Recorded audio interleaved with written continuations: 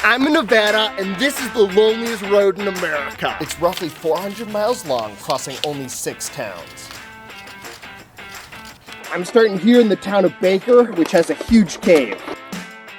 I've gotten in the habit of just driving through towns and only seeing them through the windshield of my truck. But I want more of a human connection. To see the towns, see what's going on, and actually experience things.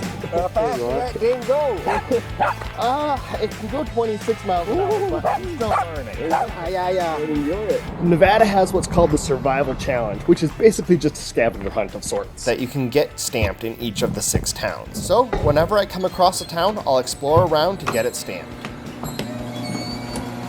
You do the stamps? Yes, sure do. How you doing so far on this? Or is this your first one? This is my first one. Woo, you made Yeah. it. All right, you're surviving Baker. That's good. Are you headed west? then? I am, yeah. I'm Ah. hoping to get them all. Nice. On a bike or no? No, I'm driving, but I'm also skating through towns. I'm trying to learn a new skill. So, yeah. I also have a few fun stops planned along the way. I'm disinfecting my shoes so that the bats in the cave don't get a nose disease. We are entering through the man-made entrance.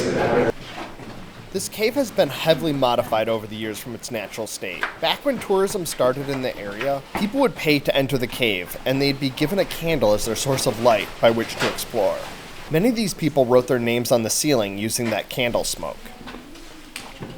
Oh wow, super low ceiling. And around the time it became a national park, the walkways were blasted open with dynamite. Even still, there's so much remaining beauty inside the cave. Wow, this is so cool. This is incredible. There's so much to see. The park rangers invite us out for stargazing tonight. It sounds like they'll have a telescope out too. So I'm just grabbing us a campsite while it's still light out. Because it's so remote here in Great Basin, we're gonna be able to experience some of the darkest skies in America tonight. And it is just beautiful here. I mean, look at that campsite. That is amazing. I was just watching the clouds even. All of the lights are red so it doesn't ruin our night vision. Pretty legit. The rangers shared their passion of astronomy and pointed the telescopes at things like this cluster of hundreds of thousands of stars and a detailed look at the moon. Even though it wasn't quite as clear as these professional pictures, they were still spectacular to see. Good morning. I'm starting today with sandwich and a hike. The campground last night was about 8,000 feet. The town of Baker, about 5,000 feet. Right now, we're hiking at about 10,000 feet. All the way up into here. There's a Bristol cone forest, which are some of the oldest trees in the world. We are going up about 500 feet in elevation from where we parked. So they call these different communities of trees and plant life. So right now, this is just like a nice pine community. But we're going to the Bristol cone. But we're hiking up to the Bristol cone community.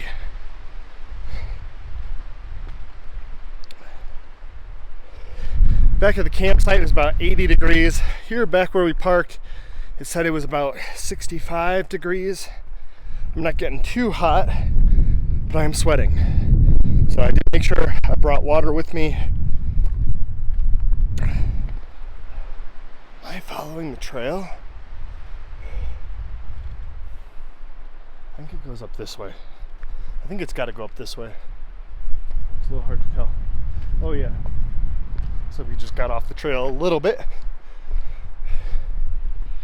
but we're back on it. It's a little hard since all of this just looks like rock. It smells amazing up here. I don't know if you guys can see my breath even. It's cold. You can see the snow still up there. And we're like towards the end of summer right now. I probably should have worn another layer.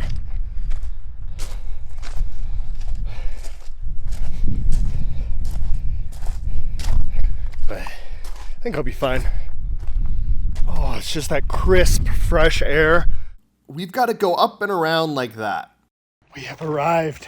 These trees are about 3,000 to 5,000 years old. And some of these dead ones are already thousands of years that they've been dead for. And because nobody was actually here to see the tree die, the way that they know that is they can take core samples of them, and based on the rings of the trees, they can align those with other trees that are still living and find the period that it matches up.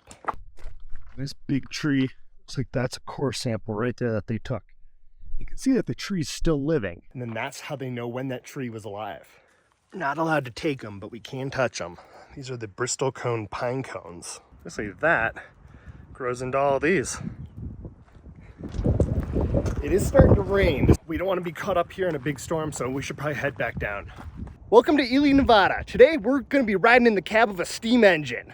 I hear the train whistle. Let's go see if we can find it.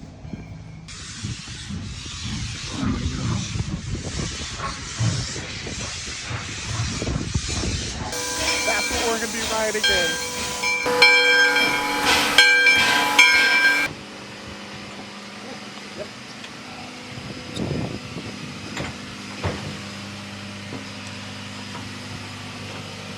Oh wow, this is neat. This engine was built in 1909 and it's spent its entire life on this road. Really? It's built to haul ore from the mine. This is Earl. He's the engineer of the train, which basically means that he controls the train. On up to McGill, which is about 15 miles that way. Okay. And that's where the smelter was. The water, start sipping on water. Sure. We're at 6,000 feet, the sun's real strong, and it's like single-digit humidity, so. And this thing's the boiler trying to evaporate us off the face of the earth. And Jim is the fireman. He keeps the power going by feeding the fire and keeping an eye on the water boiler. I've been drinking way more than back in Wisconsin where I'm from. Like Wisconsin, you could almost drink just one of these bottles a day and at least live. There's really not much view forward in one of these. Well, yeah, you're looking down the side door. That's why you need a fireman. You maybe have somebody to watch track on the left-hand trigger. Do you mind if I look out? No, go right ahead. The water roll.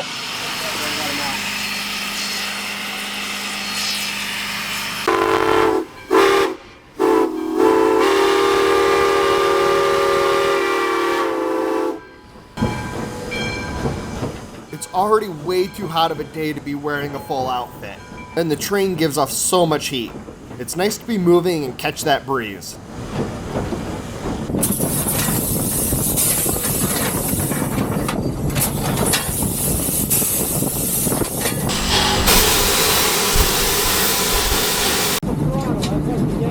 Okay. The brakes to the train. Okay. The brakes for the engine. Forward, reverse. The transmission on the car. Oh, yeah. The whistle's probably the most fun part, huh? I feel like as a kid, it's like all I knew about trains was the whistle. Good crossing. Good crossing.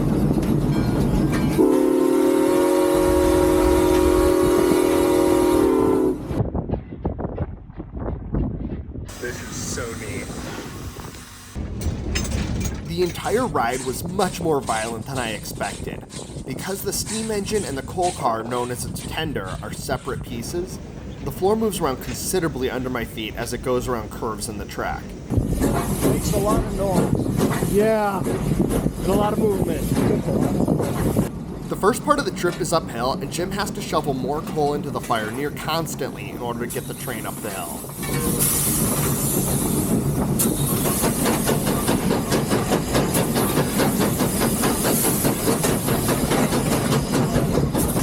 How many miles per hour does the train go?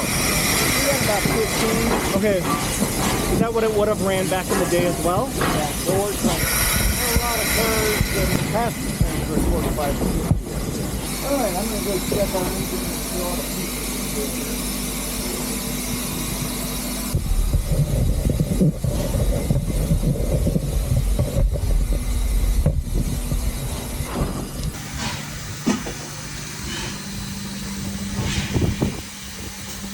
So he's recording the temperatures.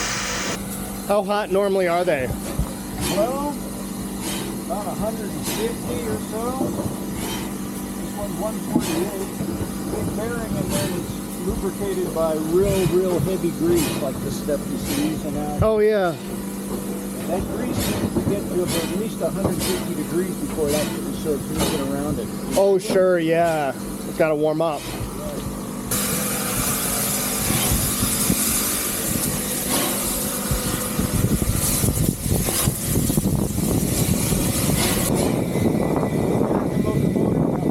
Oh yeah. That's an original part of this. Wow. A lot of times this stuff has changed through the years, so that's an original grease. So you guys must have to like collect the parts as they come available. Well, pretty much everything on a steam locomotive is designed to be rebuilt.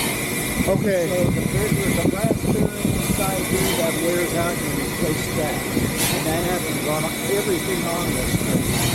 And the one on the main line here, that square one, is an adjustable one that you can make. It's like a machine shop. Right, we got our own machine shop. You need to go to our machine shop to get that. Okay, cool.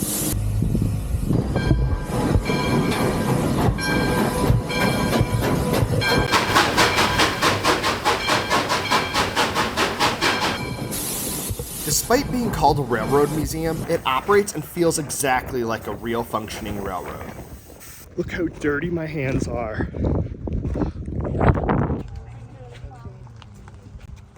This is the original machine shop that's still used today. See all the tools that they use, and then a big diesel locomotive, another steam engine, and then over here is another small train that they use to move parts around. And just so you guys know, I'm not anybody special here. Like, if you do this tour, you can walk around just like I am. There's a huge pit under the train so that they can work on the bottom.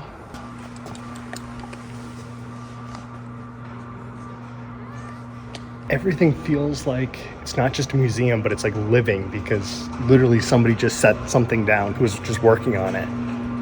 The only rule in the machine shop is to not press buttons, because the machines will turn on and will probably kill you.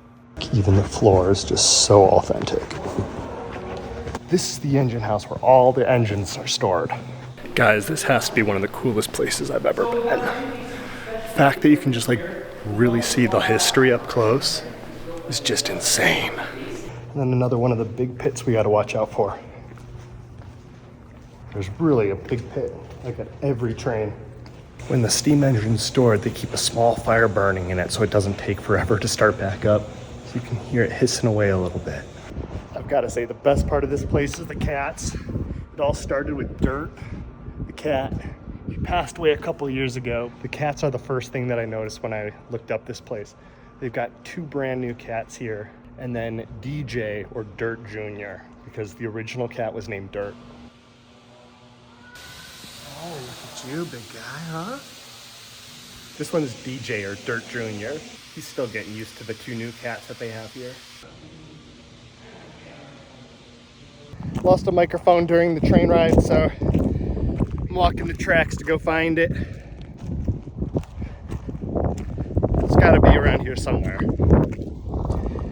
I saw it fall. I think it's like somewhere in this zone. Oh my gosh. Well, hello, little microphone. Still recording. It's so neat and unique to have a place like this, like in today's day and age, where it's like dangerous. Because I can just walk the tracks, walk right up to stuff. That just makes this place so special. The policy is, unless it's locked, you're free to go in. And when a building's locked, I encourage you to just look through the windows. Let's get our passport stamped for our survival guide. Are you able to stamp these? I am. I want you to remember that you were at the train station. There you go. Thank you. I paid respects to the king of the shop and headed on. After a long day at the railroad, I just got here to Garnet Hill, where there's this hill over here that we can go looking for garnets. We're just on the other side of Ely. You can actually see the loneliest road right down there. It's just free to camp here too, and it's like one other person, but that's it.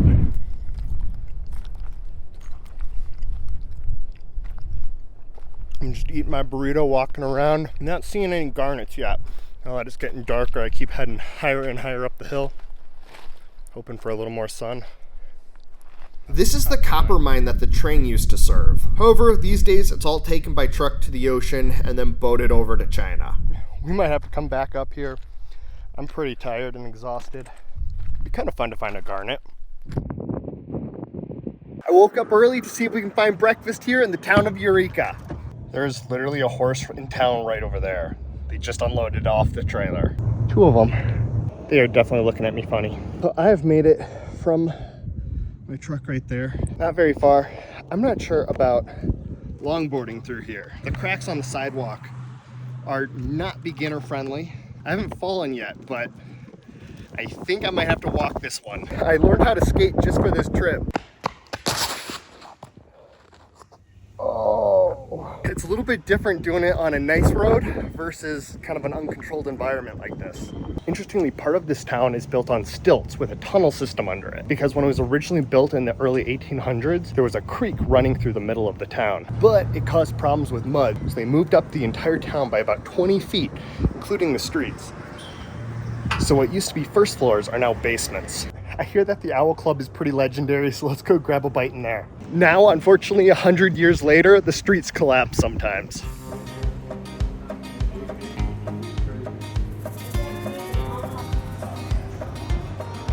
By the way, I heard that there's like tunnels under the town here.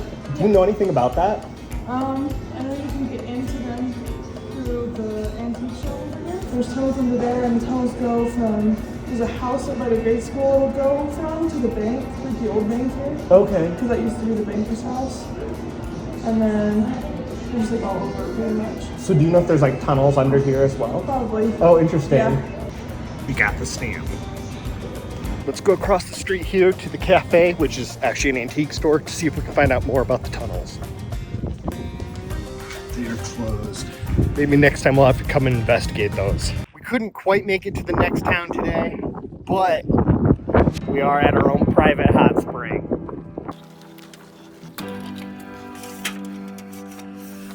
Oh yeah, that steak is done.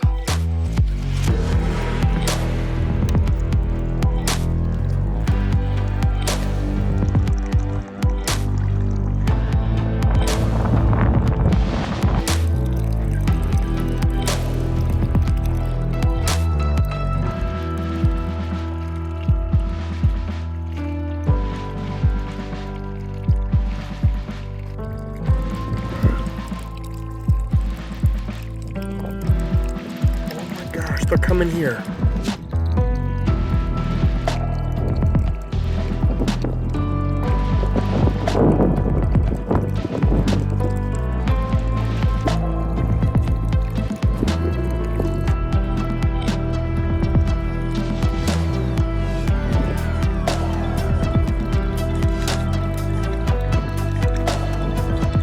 Guys, can we just live here now? Don't even worry about subscribing.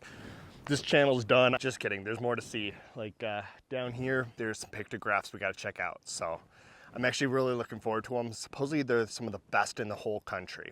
I am deathly afraid of snakes, so it is boot time. Let's go explore some pictographs.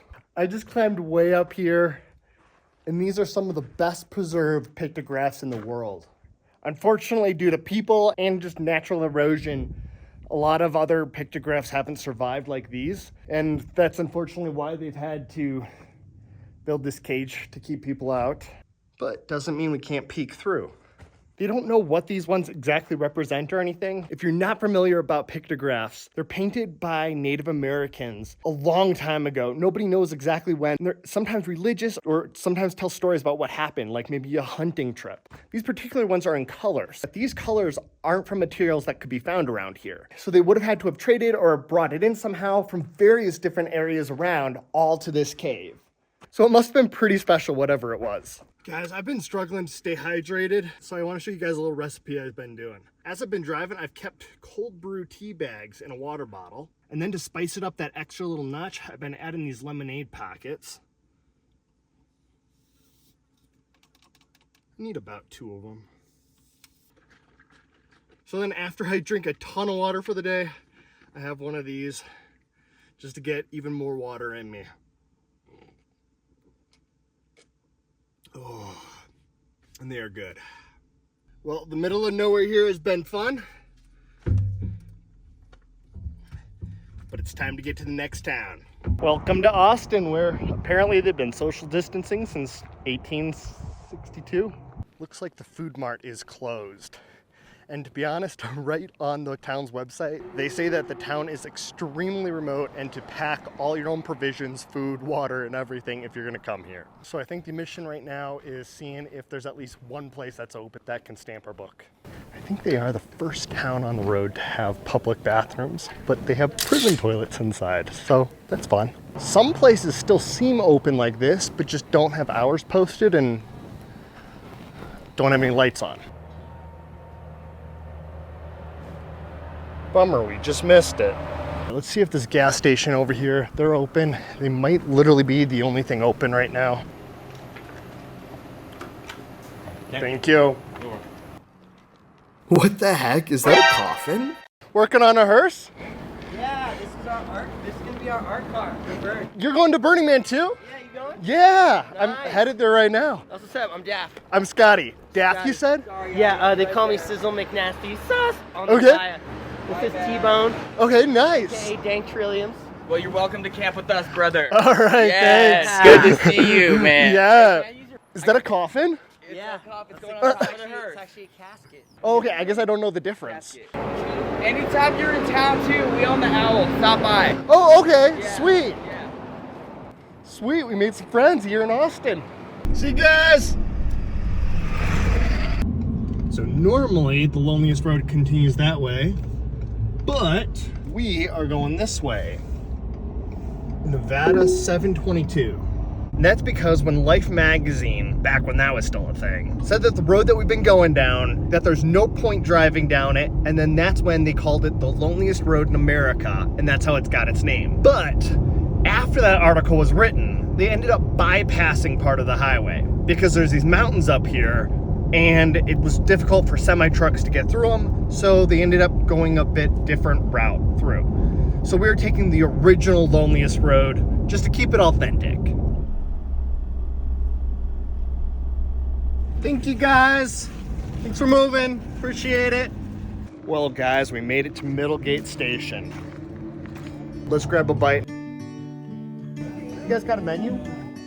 The ceiling is covered with money with names written on the bills, which back in the day, they'd do this kind of like leaving money at a bank so that they would have money when they come back next time. I'll take a bacon cheeseburger whenever you got a chance. Well, I had to. No worries. Take your time. Oh, I'm starving. Cheeseburger, no tomato or pickle, extra onion. Perfect, just the way I like it. That's what I like to hear. Just eat it. That's actually normal. I got you. He just had water around back. Whoa. Well, that was wet, but they just got water around back, so I'm just filling up. Topping up the tanks. We are camping basically right downtown Middlegate tonight. Middlegate Station's right there, which is where we ate. And basically Middlegate is not really much of a town anymore. It used to be more with the Pony Express, because see how there's those gaps right there, that notch? That was basically Middlegate, where the Pony Express would ride through, and then there was Middlegate Station here, and then the whole town of Middlegate. And the notch is now where the loneliest road goes through. And this is a big step, so. All right. It's been a lot of fun being their newest resident, but it's time for us to head on down the road. I just turned off the loneliest road because a trip across Nevada isn't complete without some nuclear history. And where we're headed is what's called Project Shoal. Originally, the US tested out nuclear bombs by blowing them up here in the Nevada desert. It started to cause some health issues for people that live downwind from it, like cancer. So the US entered an agreement with some other countries that they weren't going to blow up nuclear bombs in the air anymore. So that's where Project Shoal came into place and blew up the nuclear bombs under the earth instead. So my understanding is this is the cap right there. One interesting fact is that until recently, they actually had an issue using new steel for medical devices and such, because due to all of the testing and the bombs used, there was so much in the atmosphere that it contaminated all the metal. So until just last few years, they had to pull up shipwrecks that were pre-World War II or during the early years before nuclear. They had to use that steel for all of those medical devices and other detection systems of nuclear. Only in the last few years has the base level of radiation gotten to the point where it's no longer an issue, and now they're actually starting to use new steel again for those things and don't have to pull up shipwrecks. Welcome to Fernley, the end of the loneliest road, and we are back in the land of big box stores. Thanks for coming along on this adventure exploring the loneliest towns in America. I'll see you guys again real soon.